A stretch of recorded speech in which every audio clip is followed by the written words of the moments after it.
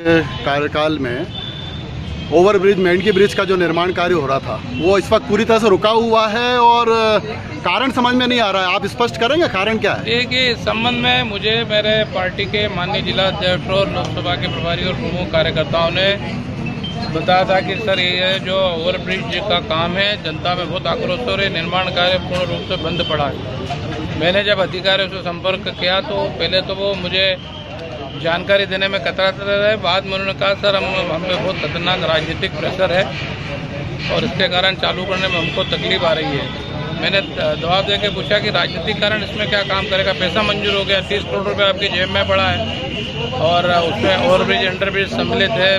10,000 लोग यहाँ नगर के और करीब 25 गाँव के ग्रामीण क्षेत्र के लोग प्रभावित हो रहे और आए दिन वो हमको परेशान करते हैं। तो बाद में मुझे विस्तृत जानकारी मिली कि कांग्रेस के जो जिला अध्यक्ष है मनोज राजानी, उन्होंने अपनी पार्टी के एक वरिष्ठ मंत्री का दबाव बनवाकर इस कार्य को रुकवाया है, जो निंदनीय है। और मैं मांग करता हूं कांग्रेस सरकार के मुख्यमंत्री जी से इस ओवरब्रिज को तत्काल प्रारंभ कराया जाए, अन्यथा लोकसभा के बाद में फिर से मजबूरन हमको आंदोलन करना पड़ेगा। ये किस तरह से दबाव बना के रोका जा सकता है? कोई तकनीकी पहलू या कोई कारण तो बनाया जा सकता है ना? देख लिए कुल मिला के क्या है कि राजनीतिक छोटी मानसिकता का परिचय है।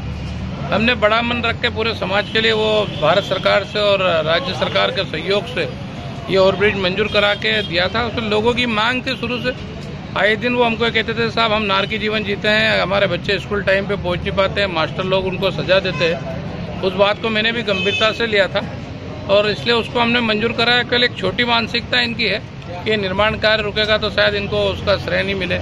अब जो तो निर्माण कार्य प्रारंभ हो गया, श्रेय तो मिल गया, इनको तो बड़ा मन करके इस काम को तत्काल प्रारंभ कराना है। काम को रुकवाने से इनका क्या फायदा होता है? मतलब आरोप लगाना कि वो काम बंद हो गया और पैसे की कमी होगी और ये और कहीं भी आरोप लगाने में कुछ भी आरोप लगा सकते हैं। पैसा पूरी तरह से मंजूर था, पूरा मिल चुका है। पैसा 30 करोड़ रुपए हमने बजट में एलोकेशन करवाया, जिसमें ओवरब्रिज और अंडरब्रिज दोनों उसमें सम्मिलित है।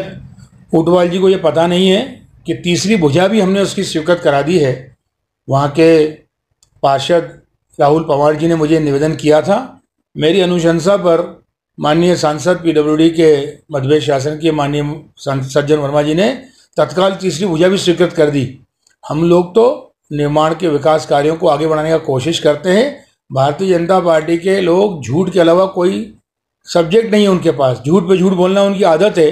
ऊंटवाल जी मुझे ये बता दें कि उनने 5 साल में ऐसा कौन सा काम किया है जिससे वो सिद्ध हो सके कि अच्छे सांसद थे। उनका टिकट कटना ही अपने आप में परिलक्षित करता है कि उन्होंने कोई काम नहीं किया। मैं तो चैलेंज करता हूँ, उनको चुनौती देता हूँ।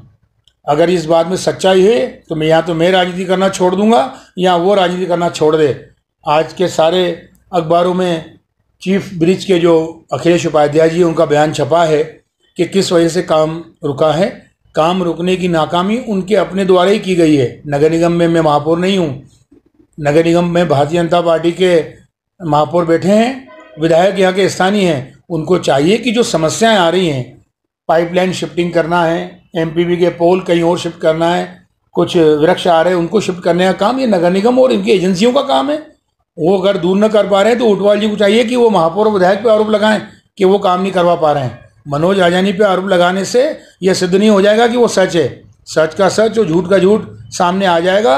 और मैं दावे से कहता हूँ, अगर वो अपने आप को सच्चा जनप्रतिनिधि मानते हैं तो एक बार टिकट लेके आएँ, वो जनता के सामने पेश आए तो पता पड़ जाएगा उन्होंने कितना काम किया और कितना नहीं किया है। 3 लाख वोट से हारने की स्थिति में है आज मनोज ऊंटवाल जी। ऐसे आरोप लगाने से सच्चाई को आप छिपा नहीं सकते।